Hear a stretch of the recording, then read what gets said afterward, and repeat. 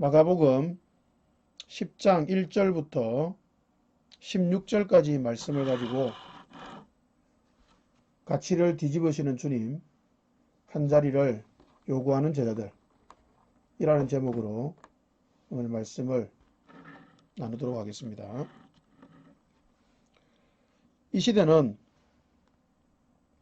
예수를 믿는다는 것이 무엇인지 헷갈리는 시대인 것 같습니다.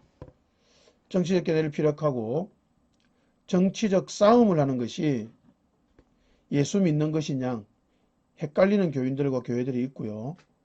목사의 탐욕을 채우기 위한 곳이 교회라고 착각하며 헷갈리는 목사와 교회들도 있는 것 같습니다. 은사에 집중해서 24시간 예배해야 한다는 교회도 있고요. 목사가 하나님의 대리자인 양 행사하는 교회들도 있습니다. 이렇게 하는 것이 교회가 해야 하는 일이 맞을까요? 만약 그렇지 않다면 예수를 믿는다는 것은 도대체 무엇일까요? 교회는 무엇을 해야 되는 것일까요? 오늘은 이 부분에 대해서 마가복음의 내용으로 생각해 보도록 하겠습니다. 먼저 뒤집으시는 주님에 대해서 생각해 봅니다. 마가복음에서 주님은 아주 중요한 모습을 몇 가지 보여주십니다. 그것은 기존 가치 체계를 뒤집으시는 모습입니다.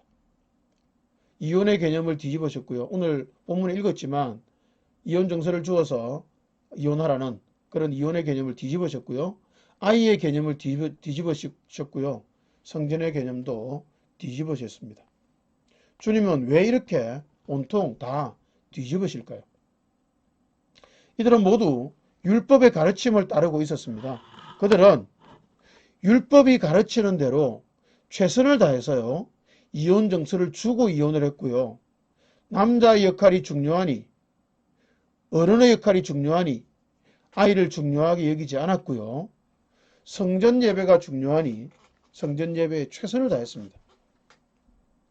도대체 그들은 무엇을 잘못한 것이었을까요? 유대인들이 무엇을 잘못했는지, 왜 잘못했는지를 알기 위해서 하나님이 처음 율법을 주셨던 때부터 생각을 해봐야 될 것 같습니다. 하나님이 이스라엘 백성들에게 율법을 주셨습니다. 율법의 내용은 출애굽기와 레위기에 잘 나옵니다. 그런데 그 율법은 오늘날의 관점으로 읽으면요. 이해하기 어려운 내용들이 제법 있습니다. 왜 그럴까요? 그때 하나님이 주신 율법은 이 시대 사람들에게 주신 것이 아니기 때문입니다. 율법은 모세 당시에 이스라엘 백성들에게 주신 것입니다. 그런데 그 당시로는 율법이 상당히 파격적인 법이었습니다. 사람의 인권을 보호하고 약자를 배려하는 법이었죠. 예를 들면 남자와 여자를 마음대로 다룰 수 있었던 그런 시대였는데요. 그때 여자들의 인권을 보호하는 내용이 율법의 곳곳에 드러납니다. 시간이 지났습니다. 이스라엘 백성들이 어떻게 했을까요? 율법을 지켰는데요. 율법의 껍데기만 지켰습니다. 율법의 정신은 버리고 말입니다. 여러분, 율법은요. 껍데기가 아니라 정신이 중요합니다. 율법의 정신이 본질입니다. 그런데 이스라엘 백성들은 껍데기만 지키느라 율법에 있는 생명은 다 죽이고 있었던 것이죠. 그래서 모세가 율법을 다시 해석합니다. 율법을 다시 해석한 책이 뭐냐면 신명기입니다. 한자로 거듭신자입니다. 하나님의 명령, 즉 율법을 다시 선포한 책이 신명기인 것이죠. 그런데 신명기에서 말하는 율법이 출애굽기의 율법의 내용과 조금 다릅니다. 왜 그럴까요? 율법을 그저 단순 반복한 것이 아니라 율법을 그 당시에 맞도록 재해석해서 선포했기 때문입니다. 율법을 처음 받고 선포하고 나서 시간이 얼마나 지난 것일까요? 길어야 기껏 40년 지났습니다. 광야 끝부분에서 율법을 다시 선포한 것이니까 광야의 시작 부분에서 율법을 받았다고 본다면 40년입니다. 불과 40년만 지나도 율법은 다시 해석돼야 될 부분이 있었던 것이죠. 시간이 또 지났습니다. 이제 40년이 아니라 수백 년이 지났습니다. 모세율법을 목숨처럼 중요하게 다룬 사람들이 생겼습니다. 그 사람들이 바리새인들과 서기관들이었습니다. 그들은 또 율법의 껍데기만 지켰습니다. 율법이 말하는 행동들에 집중해서 그 행동들만을 열심히 지킨 것이죠. 근데 이들은 얼마나 열심히였던지 그냥 지킨 것이 아니라 율법을 낱낱이 쪼개었어요. 600개 이상의 행동 지침을 만들어서 그 행동 지침까지 다 지켰습니다. 그게 성경에서 말하는 장로들의 유전이었습니다. 바리새인들과 서기관들 그리고 유대 백성들은 얼마나 힘들었을까요? 600가지 이상의 행동 지침을 다 외워야 되고요. 그걸 지켜야 되니까 말입니다. 그런데 그렇게 하는 것이 정말로 율법을 제대로 지키는 것이 맞았을까요? 그럴 리가 없습니다. 바리새인들과 서기관들은 율법을 그렇게 세세하게 쪼개면서도 율법의 정신에는 관심이 없었습니다. 그들의 치명적인 잘못이었죠. 율법을 그대로 두고 세세하게 쪼개어서 지키긴 했으나 율법의 정신에는 관심이 없는 것은 엄밀하게 보자면 하나님께 관심이 없는 것이었습니다. 왜 그럴까요? 하나님은 율법을 주실 때 행동이나 행위에만 집중한 것이 아니라 그렇게 하라고 하신 이유가 있었거든요. 즉 율법의 정신이 있었다는 말입니다. 그 율법의 정신은 뭐냐면 약자를 배려하고 사람들의 인권을 보호하는 것이었습니다. 공평과 정의의 원리였습니다. 그런데 그런 것들에는 전혀 관심을 두지 않았던 바리새인들과 서기관들이었기 때문에 심지어는 고르반이라고 하면서 부모 부양의 의무조차도 무시할 수 있었던 사람들이 바리새인들과 서기관들이었습니다. 주님이 오셔서 하신 중요한 일은 뭐냐면 율법의 정신을 버린 유대교의 잘못을 뒤집어 엎으시는 것이었습니다. 대표적인 예가 이혼에 대한 개념을 뒤집어 엎으신 것과 아이에 대한 개념을 뒤집어 엎으신 것, 그리고 성전 청결 사건이었습니다. 행위에만 집착해서 버려버린 율법의 정신을 다시 일깨운 것이라고 봐야 될 것입니다. 오늘날 우리가 읽고 있는 성경에 대해서 생각해 봅시다. 어릴 때 교회에서 성경에 대해서 배운 내용들이 기억납니다. 1.1획도 틀리지 않았다. 그러니 성경은 토시 하나도 틀리면 안 된다. 성경에 써진 내용은 하나도 어김없이 다 지켜야 된다. 등의 내용이었습니다. 그래서 제가 다녔던 고신척 교회에서는 안식일을 지키는 마음으로 주일을 지키게 하기도 했고요. 11조 헌금하는 것에 거의 목숨 걸듯 해야 한다고 가르치기도 했습니다. 저는 그 내용을 제법 철저히 지켰습니다. 주일을 지키고 11조를 내는 것이 신앙에 유익하긴 합니다. 신앙에 손해가 되지 않습니다. 신앙의 성장에 매우 중요한 부분이기도 합니다. 그러나 그것을 성경적 근거를 가지고 지키라고 말한 것은 틀린 것입니다. 왜 틀렸을까요? 여러분 일단 주일과 안식일은 개념이 다릅니다. 많은 부분에서 개념이 다르지만 비슷한 부분도 물론 있지만 굉장히 많은 부분에서 개념이 다릅니다. 아주 단적인 예를 보자면 안식일이 언제일까요? 안식일은 금요일 저녁부터 토요일 저녁까지입니다. 이 신약시대에 안식일을 거룩하게 지키라고 강조한다면 그것은 일단 날짜부터 바꿔야 됩니다. 일단 거기서부터 모순이 발생하는 것이죠. 사실 성경의 내용을 문자 그대로 다 지키려고 하면 엄청난 모순들에 직면합니다. 성경 자체에서 이미 생기는 모순들도 제법 있기 때문에 제대로 성경을 읽고 지키려 하면 엄청나게 헷갈릴 수밖에 없게 되는 것입니다. 왜 성경은 이렇게 헷갈리게 적혀 있을까요? 여러분, 우리가 알아야 될, 성경에 대해서 알아야 될 굉장히 중요한 사실이 하나 있습니다. 그건 뭐냐면 성경이 결코 규범집이 아니라는 사실입니다. 여러분, 성경은 규범을 모아놓은 책이 아닙니다. 이렇게 해라 저렇게 해라, 이렇게 행동하고 저렇게 살면 구원을 받는다 라고 적어놓은 책이 아니라는 말입니다. 그래서 성경의 내용은 모든 시대에 글자 한자까지 다 지켜야 되는 것이 결코 아닙니다. 성경은 그런 규칙을 나열해 놓은 책이 아니라는 말입니다. 만약에 그렇게 되어 있다면 그것은 성경일 수가 없습니다. 시대가 50년만 지나도 적용하지 못할 규칙이 제법 많이 나타나는 것이 자명하기 때문입니다. 그런데 규칙만 나열하고 있다면 100년만 지나도 그 책은 쓸 수가 없습니다. 그러면 어떻게 해야 될까요? 여러분, 성경이 규범을 나열해 놓지 않았다는 사실이 무언가를 말해주는 바가 있습니다. 그것은 시대마다 늘 새롭게 해석되어야 한다는 것입니다. 그래야 성경은 성경다워집니다. 여러분, 성경은요, 문자 그대로 읽고 문자 그대로 우리에게 적용시켜서 문자 그대로 다 지켜 행해야 되는 책이 결코 아닙니다. 성경은요, 각 시대마다 새롭게 해석해야 됩니다. 새롭게 해석되어야만 그것이 우리를 살리는 생명의 책이 될 수 있다는 말입니다. 새롭게 해석되어야 되는 이유는 두 가지 정도입니다.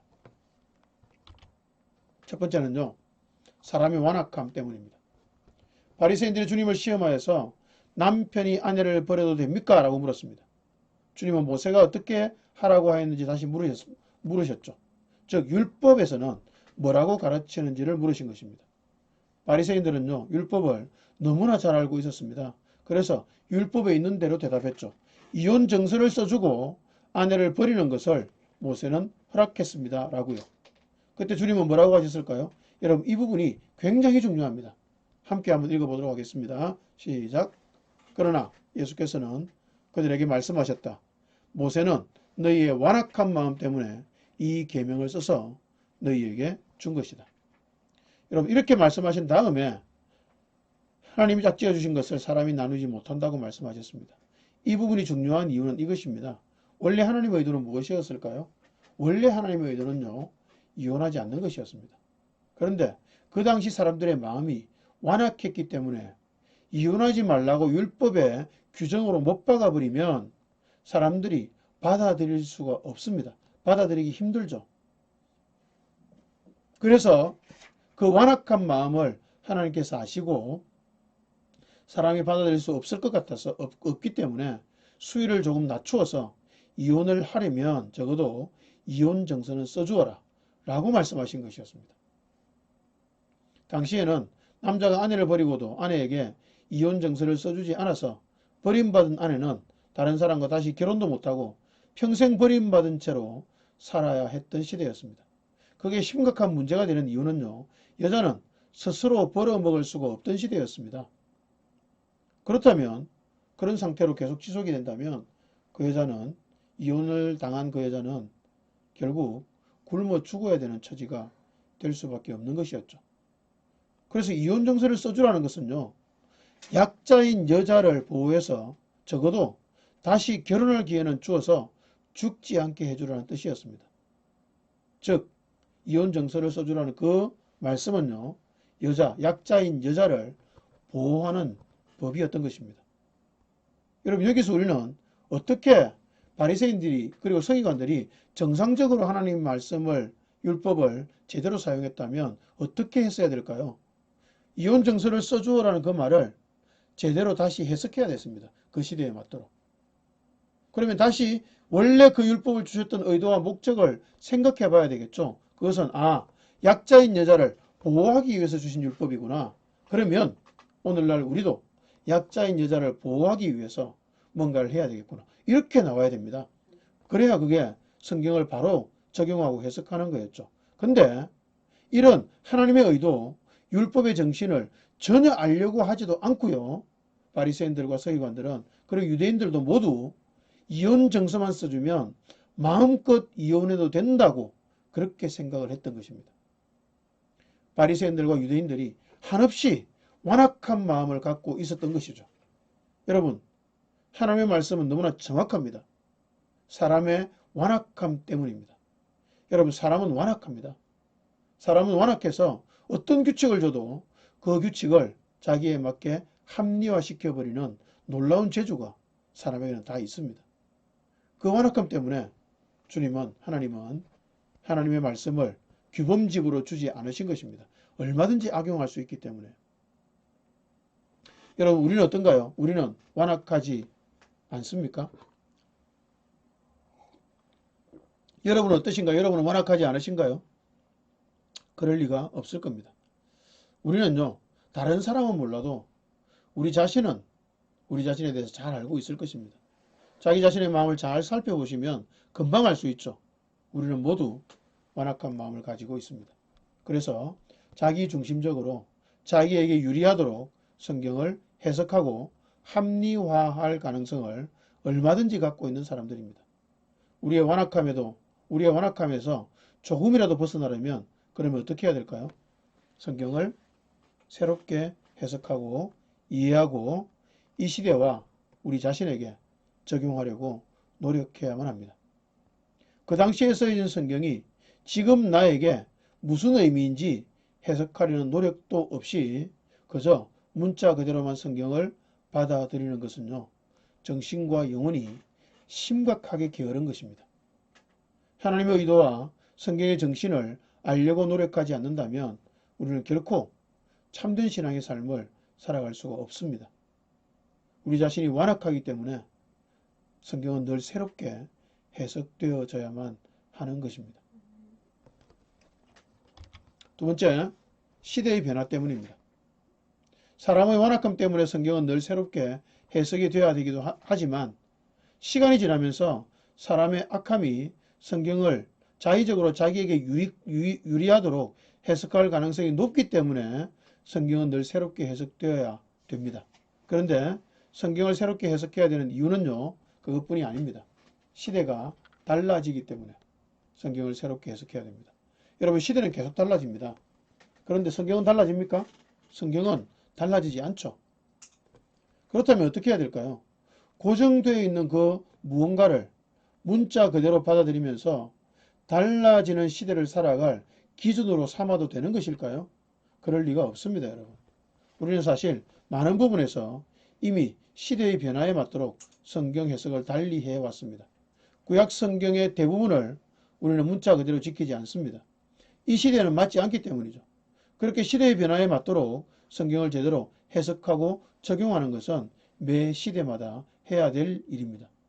시대는 계속 변하기 때문입니다. 구체적인 예를 하나 들면 아주 얼마 전에 제가 경험한 예인데요. 제가 묵상글에 그렇게 적었습니다. 소경이라고 적었습니다. 소경. 소경이라고 적었는데 그 묵상글을 읽으신 어떤 분이 저에게 메시지를 보내왔습니다. 기분이 별로 좋지 않은 투로 메시지를 보내셨어요. 왜 그러신가 하면 그분이 시각장애인이셨어요. 시각장애인이신데 소경이라는 단어가 제가 맹인이라고 했는지 소경이라고 했는지 모르겠는데 그 단어가 시각장애인을 낮추어 부르는 말이라고 하더라고요. 그래서 용어를 시각장애인으로 바꿔야 된다고 이야기를 해 주셨습니다. 제가 그 자리에서 바로 사과하고 용어를 바꾸었습니다. 여러분, 그것은요, 시대가 어떻게 변하는지에 대한 단적인 예입니다. 여러분, 시대는 변합니다. 용어도 변하고요, 가치도 변하고 개념도 변해요. 그러면 우리가 적절하게 그 시대에 맞도록 우리 자신을 바꾸고 성경 해석하는 관점도 바꾸고 용어도 바꾸어야 되는 거죠. 그렇게 시대에 맞도록 해석해 가지 않으면 우리는 시대를 살리는 일을 절대로 하지 못합니다. 시대는 계속 변하고요. 특히 디지털 혁명이 일어난 이 시대 같은 경우에는 더 심각합니다. 이렇게 급변하는 시대 한가운데를 살아가면서 과거의 그 관점으로만 성경을 이해하고 있다면 우리는 이 시대에 적응할 수 없을 뿐만 아니라 이 시대의 사람들을 결코 진리로 인도할 수가 없을 것입니다. 시대가 변하기 때문에 성경을 해석하는 관점도 시대에 맞도록 새롭게 발전시켜야만 하는 것이죠. 여러분, 이 두 가지 이유 때문에 성경은 늘 새롭게 해석이 되어야만 합니다. 과거의 해석에 머문다면 화석화된 신앙, 꼰대신앙, 율법주의적 신앙에 사로잡혀서 본질과 상관없는 신앙과 삶이 될 수밖에 없습니다. 성경은 시대마다 반드시 새롭게 해석되어야만 합니다. 그리고 성경은 우리의 삶에도 매번 새롭게 해석되고 적용되어져야만 합니다. 고전을 연구해서 이 시대에 적용하고 그 내용으로 글을 쓰고 강연을 하는 사람이 있습니다. 요즘 그 사람의 글을 좀 보고 있는데요. 그 사람의 강의를 들어보면 우리가 교과서에서 보고 들었던 고리타분하게 느껴졌던 고전들이 전혀 고리타분하지 않음에 놀랍니다. 열하일기라든지 서유기라든지 돈키호테 등의 책들이 이토록 생동감이 있고 생명력이 넘치고 지혜가 있어서 우리가 살아가는 이 시대를 충분히 해석할 수 있을 정도로 깊다는 사실에 놀라면서 책을 보고 있습니다. 여러분, 왜 고전이 재미가 있을까요? 그 이유는 아주 간단합니다. 해석이 되어서 그렇습니다. 시대에 맞도록 해석하는 해석자가 있기 때문에 고전이 재미가 있어지는 겁니다. 그리고 그 해석자를 통해서 일반인도 이제 고전을 보는 눈이 생기고 해석하는 눈이 생겨서 고전을 재미있게 볼 수가 있는 거죠. 여러분, 성경은요, 쓰여진 시기로만 본다면 고전 중의 고전입니다. 그러니 해석하지 않고 읽기만 한다면 성경은 참으로 고리타분한 책이 될 가능성이 높습니다. 성경이 만약에 고리타분하다고 생각이 된다면요, 혹시 여러분에게 성경이 답답하고 재미없고 고리타분한 책이라고 한다면 그 이유는 분명합니다. 해석되지 않아서 그렇습니다. 성경으로 이 시대가 해석되지 않아서이고요. 성경으로 우리 자신의 삶이 해석되지 않았습니다. 해석되지 않을 때 성경은 참으로 읽기 어렵고 고리타분한 책이 될 수밖에 없습니다. 변화하는 시대에 맞도록 성경을 새롭게 해석하고 변화되고 있는 자신에 대해서도 새롭게 성경으로 해석하고 적용해야만 합니다. 그래야 성경이 재미가 있고 생명을 누릴 수가 있습니다. 성경을 새롭게 해석하기만 해도 우리는 삶에서 엄청난 에너지를 가지고 살아갈 수가 있는 것입니다. 주님이 기존의 성경 해석을 뒤집으셨습니다. 뒤집으신 이유는 본질로부터 벗어나 버렸기 때문입니다. 새롭게 해석하고 적용하지 못해서 그렇습니다. 여러분, 새롭게 해석하고 새롭게 적용하지 못하면 우리도 모르는 사이에 성경의 본질에서 벗어나 버립니다. 옛날에 그것을 미친 듯이 붙들고 있는다고 해서 그게 본질을 붙드는 게 아니라는 말입니다. 새롭게 해석해내야만 본질을 붙들 수 있어요. 새롭게 해석한다고 하니까 뭔가 새롭다는 단어가 들어가니까 본질에서 벗어난다고 그렇게 오해를 하는 사람들이 있어요. 근본주의자들이 그렇습니다. 문자주의자들이 그래요. 여러분, 아닙니다. 오히려 근본주의자들, 문자주의자들이 본질에서 벗어난 겁니다. 본질에서 벗어나지 않으려면 율법의 정신, 성경의 정신, 하나님의 마음에 따라서 우리가 제대로 살아가려면 성경을 우리 자신에게 해석해야 되고 우리 자신의 삶을 성경으로 해석해야 되고요. 이 시대를 성경으로 새롭게 해석해야만 됩니다. 주님은 그렇기 때문에 본질에서 벗어나버린 그 시대를 바라보면서 해석을 뒤집어 엎었습니다. 새롭게 해석하고 적용하셨습니다. 우리도 날마다 새롭게 성경을 해석하고 적용해야만 될 것입니다. 우리도 날마다 새롭게 성경을 해석하고 적용하지 않는다면 어떻게 될까요? 바리새인들처럼 타락하고 말 것입니다. 날마다 우리 자신을 말씀 앞에서 뒤집어 엎는 우리가 되면 좋겠습니다. 날마다 우리의 가치관을 말씀으로 뒤집어 엎는 우리가 되면 좋겠습니다. 그래서 날마다 말씀이 우리를 새롭게 하고 시대를 새롭게 해석할 수 있는 눈을 가지는 우리가 되면 좋겠습니다. 두 번째, 그렇다면 우리에게 필요한 것은 무엇인가를 생각해 보겠습니다. 변화하는 우리 자신과 시대의 모습을 성경으로 바르게 해석하는 것이 중요한데요. 이런 우리에게 무엇이 가장 필요할까요? 무엇이 필요한지에 대해서 대조적인 두 사람의 모습을 통해서 마가가 우리에게 교훈하는 것이 있습니다. 그 부분을 살펴보겠습니다. 첫 번째, 제자들입니다. 제자들이 원한 것은 무엇일까를 살펴보겠습니다. 제자들은 무엇을 원했는지, 그리고 왜 그런 원을 가지게 된 것인지를 살펴보겠습니다. 그리고 우리에게 정말 필요한 것이 무엇인지도 한번 고민해 보겠습니다. 여러분, 우리에게 정말 필요한 것은 무엇일까요? 돈일까요? 성공일까요? 권력일까요? 여러분, 자본주의 시대를 살아가면서 안타깝고도 무서운 일이 있습니다. 자본, 즉 돈이 모든 가치의 기준이 되고 있다는 사실입니다. 그런데 이 문제는 비단 자본주의가 생긴 근현대만의 문제는 아닌 것 같습니다. 사실 자본주의는 사람이 가진 근본적인 탐욕을 극단적으로 강조했을 뿐 모든 시대에는 비슷한 문제를 가지고 있었습니다. 제자들의 모습이 나옵니다. 어떤 모습일까요? 함께 읽어보겠습니다. 시작. 세베대의 아들들인 야고보와 요한이 예수께 다가와서 말하였다. 선생님, 우리가 요구하는 것은 무엇이든지 해주시기 바랍니다. 예수께서 그들에게 말씀하셨다. 너희는 내가 너희에게 무엇을 해주기를 바라느냐? 그들이 그에게 대답하였다. 선생님께서 영광을 받으실 때에 하나는 선생님 오른쪽에 하나는 선생님의 왼쪽에 앉게 하여 주십시오. 주님께 자신들이 한 자리를 차지할 수 있도록 요구한 것입니다. 이 모습이 정말 황당한 이유가 있습니다. 저희들이 이렇게 말하기 직전에 주님께서 뭐라고 하셨는가 하면 자신이 고난받을 것이고 죽을 것이고 다시 살아날 것이라고 말씀하셨습니다. 그 가르침은 주님이 계속 반복해서 가르치고 계십니다. 저희들이 받아들이기 어려운 가르침이기 때문에 반복해서 계속 가르치고 있는 것을 마가복음에서 볼 수 있습니다. 그런데 주님이 반복해서 가르치는 그 가르침 바로 다음에 저희들이 이렇게 말한 겁니다. 주님이 고난받고 죽으신다고 말씀을 하신 그 직후에 한 자리를 달라고 그렇게 말을 했다는 사실이 너무 충격적이지 않습니까? 저희들이 주님의 가르침을 제대로 듣지 않았다는 말이고요. 자신들의 욕망과 욕심에만 관심이 있었다는 증거이기 때문입니다. 여러분, 저희들이 어떤 사람들이었습니까? 하루 벌어 하루 먹고 살아가는 삶을 살고 있었고요.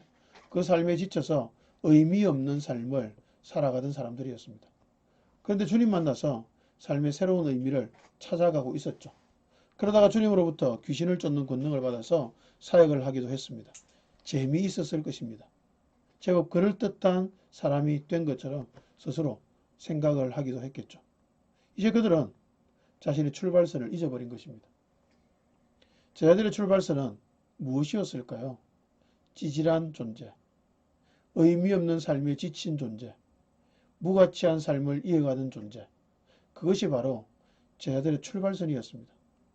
그런데 이제 뭔가 삶의 의미도 좀 찾은 것 같고요. 제법 능력도 가진 것 같으니까 그 출발선을 다 잊어버렸습니다.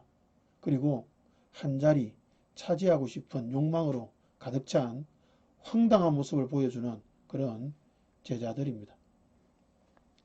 마가복음을 보면서 우리가 명심해서 봐야 될 중요한 점을 계속 보고 있습니다. 갈릴리에서 시작해서 예루살렘으로 올라가는 그 여정 동안 주님은 12제자에게 계속 제자도를 가르치셨습니다. 그런데 12제자는 제자로서 참된 변화와 성숙을 가진 적이 거의 없다는 사실입니다. 제자로서 또는 신자로서 참된 변화를 거의 경험한 적이 없는 우리의 모습을 마치 보는 것 같습니다. 가능성이 전혀 없어 보이는 제자들의 모습을 보면서 우리는 우리 자신의 모습을 보아야 할 것 같습니다. 우리도 제자들처럼 가능성이 없는 사람들 아니겠습니까? 삶에 문제가 있고 삶이 힘들고 아프고 어려울 때는 주님을 찾습니다. 우리가요. 간절한 마음으로 주님을 찾죠. 그러다가 문제가 좀 해결되고 교회 다니고 설교 듣고 성경도 조금 읽으면서 마음의 평화도 좀 회복합니다. 삶이 좋아지는 것 같죠. 그러면 이제 우리는 마음속에서 무엇을 원하게 될까요? 조금 더 잘 살고 싶고 조금 더 사람들에게 인정받고 싶고 조금 더 높아지고 싶어 합니다. 우리는 제자도에서 실패한 제자들과 전혀 다를 바가 없는 사람들이 아닐까 싶습니다. 사실 우리는 희망도 가능성도 없는 가볍디 짝이 없는 존재들입니다. 그래서 주님이 십자가를 향해 걸어가신 것입니다. 우리의 힘과 능력과 인격적인 실력으로는 신자다운 삶, 제자다운 삶을 살아가는 것이 거의 불가능합니다. 제자들은 자신의 출발선을 잊고 어리석게도 높아짐을 원했습니다. 저는 이 부분을 묵상하면서 마음이 많이 아팠습니다. 죽도록 일을 해야 했고 그럼에도 여러 가지 힘듦에 지쳐서 허덕였던 저의 삶이었습니다. 말씀의 삶을 거는 방향으로 삶의 방향을 전환하고 나서 목사로 살아가고 있는 지금까지 참으로 많은 우여곡절을 겪었습니다. 그 모든 과정 중에 주님은 저에게 과분한 복을 주셨습니다.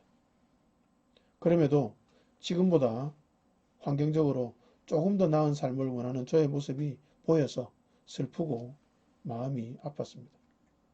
황당한 것을 원하는 저희들의 모습이 바로 우리의 모습이 아닐까 싶습니다. 저희들은 지금 주님의 뒤를 따라가고 있습니다. 그런 제자들은 한 자리가 아니라 다른 무언가를 원해야 되지 않을까요? 도대체 제자들은 무엇을 원해야 되었을까요? 무엇을 원해야 되는데 그것을 원하지 않아서 이렇게 헛된 것을 원하는 사람이 되었을까요? 그렇다면 지금 우리는 도대체 무엇을 원해야 하는 것일까요? 그 부분을 바디메오 사건을 통해서 생각해 보겠습니다. 제자들이 한자리 하고 싶었던 바로 그 사건 뒤에 바로 등장하는 사건이 바로 시각장애인인 바디메오 사건입니다. 주님이 제자들과 함께 여리고로 가셨습니다. 거기서 시각장애인인 바디메오라는 사람이 외쳤습니다. 마가복음 10장 47, 48 함께 읽습니다. 시작. 나사렛 사람 예수가 지나가신다는 말을 듣고 다윗의 자손 예수님 나를 불쌍히 여겨 주십시오 하고 외치며 말하기 시작하였다. 그래서 많은 사람이 조용히 하라고 그를 꾸짖었으나 그는 더욱더 큰 소리를 외쳤다. 다윗의 자손님 나를 불쌍히 여겨 주십시오. 그는 간절히 원하는 것이 있었습니다. 무엇이었을까요? 그 간절히 원하는 것이 얼마나 간절했던지 주님이 지나가신다는 소식을 듣고 소리를 질렀습니다. 자신을 불쌍히 여겨달라고 말입니다. 아무리 시각장애인이어도 지나가는 사람에게 소리를 지르면서까지 이렇게 불쌍히 여겨달라고 외치는 건 쉽지 않습니다. 주님이 그를 불러오라고 하셨고 그에게 무엇을 원하는지 물으셨습니다. 바디메오는 아주 심플하게 대답하죠. 내가 볼 수 있게 하여 주십시오. 라고 말입니다. 왜 바디메오는 지나가는 주님께 소리를 지르면서까지 도움을 요청했을까요? 사실 시각장애인이라 할지라도 그냥 그렇게 살아왔기 때문에 특별한 이유가 없고 특별한 기대가 없다면 그렇게까지 외치지 않았을 겁니다. 아마. 그가 그렇게 외치면서까지 주님께 긍휼히 여겨달라고 한 이유가 두 가지쯤 있는 것 같습니다. 첫 번째 이유는요. 자신이 소경됨이 너무나 불편하고 아팠다는 사실일 것이고요. 그래서 눈뜨기를 갈망하는 마음이 너무나 컸다는 사실일 겁니다. 그리고 두 번째는요. 주님이 치유할 능력이 있음을 너무나 확실히 믿었던 것 같습니다. 이 두 가지 때문에, 이 두 가지 이유 때문에 바디메오는 소리를 지르면서까지 주님께 도움을 요청했던 것 같습니다. 바디메오는 보기를 간절히 원했습니다. 눈뜨기를 간절히 원했죠. 그런데 이 사건을 기록한 그 위치가 어딘가 하면 제자들이 한 자리를 차지하고 싶어하는 그 욕망이 기록되어 있는 바로 그 다음에 이 사건이 나옵니다. 이 사건 배치는 아마 마가가 글 쓴 의도를 보여주는 것 같습니다. 마가는 의도적으로 사건을 이렇게 배치한 것 같습니다. 왜요? 제자들은 제자의 길을 모르는데 참 제자의 길에 대한 힌트를 바디메오를 통해서 보여주기 위해서가 아닐까 싶습니다. 그렇다면 참 제자가 원해야 되는 것이 무엇일까요? 여러분 참 제자가 원해야 되는 게 있습니다. 여러분 참 제자의 길이 무엇일까요? 참된 제자의 길은요. 무엇을 원하는가와 관계가 깊습니다. 제자들은 헛된 영화와 높아짐을 원했습니다. 그래서 물리적으로는 제자가 되었지만 실제로는 제자의 길을 전혀 걷지 못하고 있었습니다. 반면 바디메오는 시각장애인으로서 물리적인 제자가 아니었지만 그는 제자다움이 무엇인지를 보여주었습니다. 제자다움이 무엇일까요? 그것은요. 자신의 출발선이 결핍이요 무의미요 찌질한 존재임을 잊지 않는 것입니다. 자신과 세상을 바르게 볼 눈이 없다는 사실을 알고 절망하는 것입니다. 그래서 눈을 떠서 자신과 세상을 바르게 보고 해석하기를 갈망하는 마음을 가지는 것. 그것이 참된 제자가 가져야 될 갈망임을 바디메오가 상징적으로 보여준 것이 아닐까라고 생각이 됩니다. 그것을 말하기 위해서 마가가 의도적으로 사건을 이렇게 배치한 것이 아닐까라고 생각이 됩니다. 여러분 제자에게 진짜 필요한 것이 무엇일까요? 무엇을 진정으로 원해야 될까요? 제자가 가장 원하는 것은 도대체 무엇이어야 할까요? 다시 말하자면 우리에게 진짜 필요한 것이 무엇일까? 라는 말과 같은 말입니다. 우리는 무엇을 원해야 될까요? 이 말은 우리에게 진짜 필요한 것이 무엇일까요? 그 말과 똑같습니다. 우리에게 정말로 필요한 것, 우리에게 진짜로 필요한 것은요, 가치를 뒤집어 엎으시는 주님의 그 눈입니다. 여러분, 세상을 바라보는 올바른 시각과 관점, 세상을 해석하는 바른 해석 능력이 우리에게 진짜 필요한 것입니다. 하나님 나라의 관점으로 우리 자신과 세상을 해석해낼 수 있다면 그것보다 더 큰 복은 없을 것입니다. 그 시각과 관점은 우선 성경을 바르게 읽고 해석하는 능력에서 나오는 것입니다. 우리에게 진짜 필요한 것은, 여러분, 우리에게 정말로 필요한 것, 가장 필요한 것은 성경을 해석하는 눈입니다. 성경을 바르게 해석하고 성경을 바르게 해석하는 그 눈으로 우리 자신의 삶을 해석하고 우리가 살아가는 세상을 해석하는 그 눈이 우리에게는 가장 필요합니다. 그 눈이 없어서 우리는 누가 크냐 싸우면서 살아가고 있는 것입니다. 그 눈이 없어서 누가 더 많이 가졌냐에 집중하면서 나도 더 많이 가지고 싶어 하는 것입니다. 그 눈이 없어서 누가 더 높은가에 집중하면서 나도 높아지기를 갈망하는 그 헛된 갈망에 붙들려 살아가는 것입니다. 그래서 더 커지고 더 높아지고 더 부유해지고 더 유명해지는 것, 그것을 향해서 미친 듯이 달려가고 있는 것입니다. 왜요? 성경을 해석하는 눈, 성경으로 나를 해석하는 눈, 성경으로 세상을 해석하는 눈이 없기 때문입니다. 우리에게 필요한 것은 높아지고 커지고 부유해지려는 갈망이 전혀 아닙니다. 우리는 그 갈망으로 살아가서는 안 됩니다.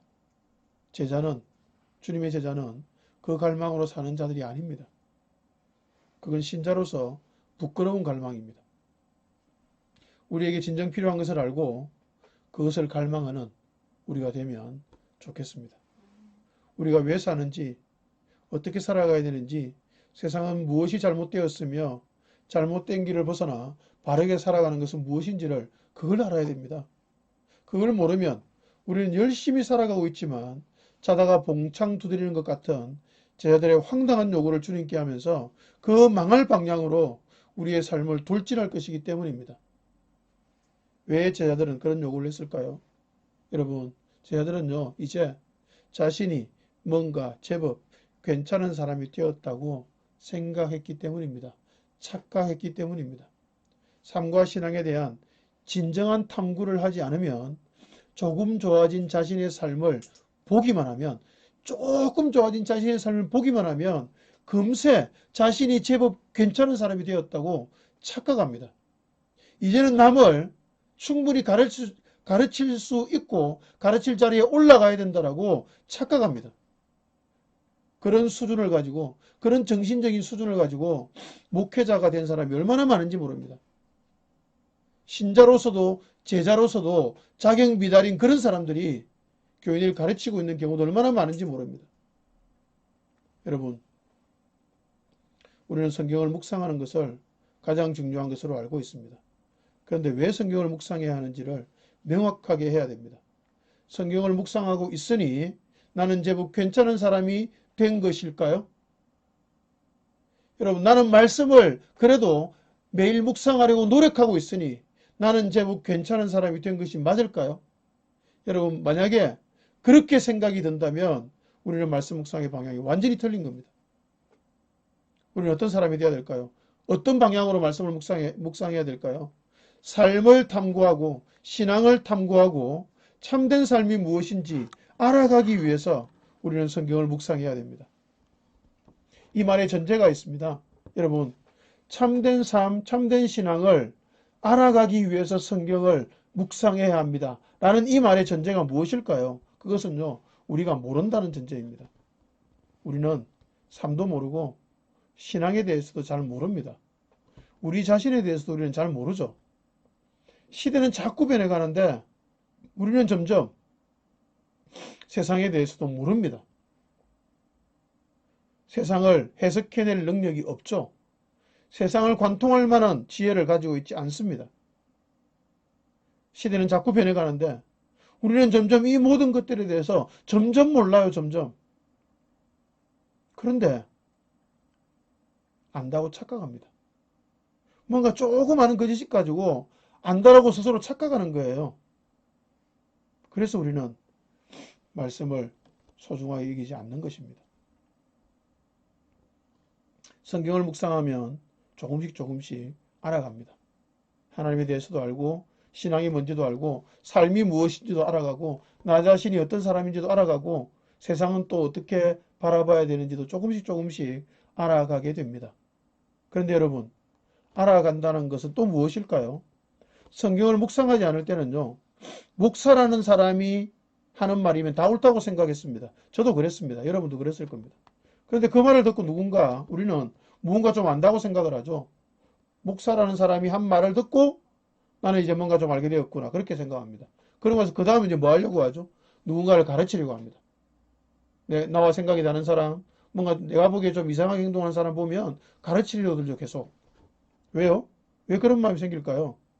나는 옳고, 나는 알고, 나는 어느 정도 된 사람인데, 저 사람은 틀렸고, 저 사람은 모르고, 저 사람은 좀 인간이 덜 된 것 같아 보이기 때문입니다. 그런 생각이 은연중에 있기 때문입니다. 마음에 들지 않는 사람을 보면 그 행동을 내가 지적해서 기필코 고치고 싶은 마음이 드는 거죠. 왜냐하면 나는 옳고 저 사람은 틀려. 나는 괜찮은 사람, 저 사람은 수준이 약간 떨어지는 사람. 그런 마음이 우리 속에 찾아오는 것입니다. 여러분, 그래서 우리는 성경을 묵상하면서 알아야 될 굉장히 중요한 방향이 있습니다. 그게 뭐냐면요. 성경을 알아갈수록 우리는 모르는 부분이 얼마나 많은지를 깨닫는 것이라는 사실입니다. 여러분, 성경을 조금 알면요. 그 조금 아는 것이 원이라고 생각하면 됩니다. 조금 아는 작은 원 안의 부분을 우리가 아는 것이죠. 그러면 이제 원래는 점이었을 때는 그냥 다 모르는 겁니다. 근데 조금 알게 돼서 원이 된 거죠. 그럼 원이 되고 나면 어떻게 되죠? 그 원의 경계선이 있습니다. 경계선 바깥의 것은 우리가 모르는 거잖아요. 그러면 이제 알미 점점 커질수록 어떻게 될까요? 그 경계선도 커집니다. 경계선만 넘어가면 다 모르는 완전히 깜깜한 무지의 영역이에요. 몰라요. 알미라는 원이 커질수록 그 원둘레, 모르는 경계선도 커지는 것입니다. 그래서 사람은요, 누구나 바르게 알면, 바르게 지식을 가지면 당연히 자신이 모르는 것이 얼마나 많은지를 점점 더 깊이 알게 됩니다. 그래서 이근변은 고개를 숙인다라는 말이 나올 수밖에 없는 것입니다. 알면 알수록 내가 얼마나 모르는지를 더 깊이 깨닫는 것입니다. 우리가 말씀을 묵상할 때 이 태도를 가지지 않으면 안 됩니다. 알면 알수록 얼마든지 모르는 것이 훨씬 더 많다는 사실을 계속 알아가야만 합니다. 그러면 성경을 알수록 성경을 깨달을수록 우리는 더 고개를 숙일 수밖에 없는 것입니다. 여러분, 성경을 안다는 것은 더 그렇습니다. 성경을 알면 성경으로 우리의 삶이 해석되어야 되지 않습니까? 성경으로 세상도 해석되어야 되지 않습니까? 잘못된 가치를 뒤집어 엎는 놀라운 개혁이 우리에게 일어나야 하지 않습니까? 그런데 우리는 성경을 읽어도 깨달음이 별로 없죠. 나와 세상이 새롭게 해석되지 않죠. 그게 너무 안타까워야 합니다. 그게 삶에서 가장 중요하기 때문입니다. 그 지혜와 그 암과 그 깨달음에 갈급해야만 합니다. 그러면 그렇게 그 암과 그 지혜와 그 깨달음이 너무나 갈급해요. 그럴 때 주님께서 우리에게 물으십니다. 무엇하여 주기를 원하느냐? 라고 물으실 때 우리는 뭐라고 대답하겠습니까? 우리의 마음에 간절한 소원이 있잖아요. 그건 말하겠죠. 그것. 주님, 보고 싶습니다. 주님, 깨닫고 싶습니다. 주님, 바르게 해석하고 싶습니다. 그래서 이 변하지 않고 고집스럽고 완악한 나의 이 자아가 깨뜨려지기를 원합니다. 라고 대답하지 않을까요? 지금 우리는 사상 초유의 사태를 맞이하고 있습니다. 온 세상이 공포에 빠져서 허덕이는 그런 형국입니다. 가치 체계가 흔들리는 것을 우리 모두는 경험하고 있습니다. 이런 때에 우리는 무엇을 원해야 하는지를 다시 생각해야 합니다. 상황이 이렇게 되고 보니 세상이 원래 원했던 돈이나 권력이나 힘이 별로 중요한 가치가 아님이 여실히 드러나고 있습니다. 이런 때에 가장 중요한 것은 이런 시대를 해석해내는 눈입니다. 시각과 관점이죠. 그 눈을 가지기를 간절히 소망해야 할 것 같습니다. 그런 면에서 보자면 우리는 소경입니다, 여러분. 우리는 시각장애인이에요. 바디메오만 시각장애인이라고 말할 수가 없는 것입니다. 우리는 시각장애인입니다. 우리는 볼 것을 보지 못해요. 우리 자신을 해석할 능력이 없고요. 세상을 해석할 능력이 없는 영적인 시각장애인입니다. 신자인 우리가 제자 되고 싶은 것은, 제자 되고 싶은 우리가 원해야 되는 가장 중요한 갈망은 한 자리 차지하는 것, 높아지는 것, 부유하게 되는 것 등이 절대로 아닙니다. 그 모든 것이 아니라 오직 한 가지, 눈 뜨는 것이어야 합니다. 눈을 떠서 성경을 읽고 깨닫는 사람이 되길, 성경으로 우리 자신의 삶과 세상을 그리고 이 시대를 올바르게 해석하는 사람이 되길 갈망하는 그 갈망이 가장 본질적이고 중요한 갈망입니다. 그 갈망이야말로 신앙인이 원해야 되는, 제자가 원해야 되는 가장 중요한 소원이 되어야 할 것입니다. 우리 자신과 세상과 이 시대를 이해하고 해석할 수 있기를 갈망하면서 말씀 앞으로 매일 나아가는 우리 모두가 되면 좋겠습니다. 그래서 주의 긍휼을 힘입어서 조금씩 눈을 뜨게 되는 기적을 누려가시는 우리 모두가 되면 좋겠습니다. 그렇게 조금씩 눈을 떠가면 떠갈수록 우리가 모르는 영역이 훨씬 더 많다는 사실을 인정하면서 그저 주의 긍휼을 매일 구하며 고개를 숙이고 겸손히 살아가는 우리의 삶이 되기를 주님 이름으로 축복합니다. 아멘.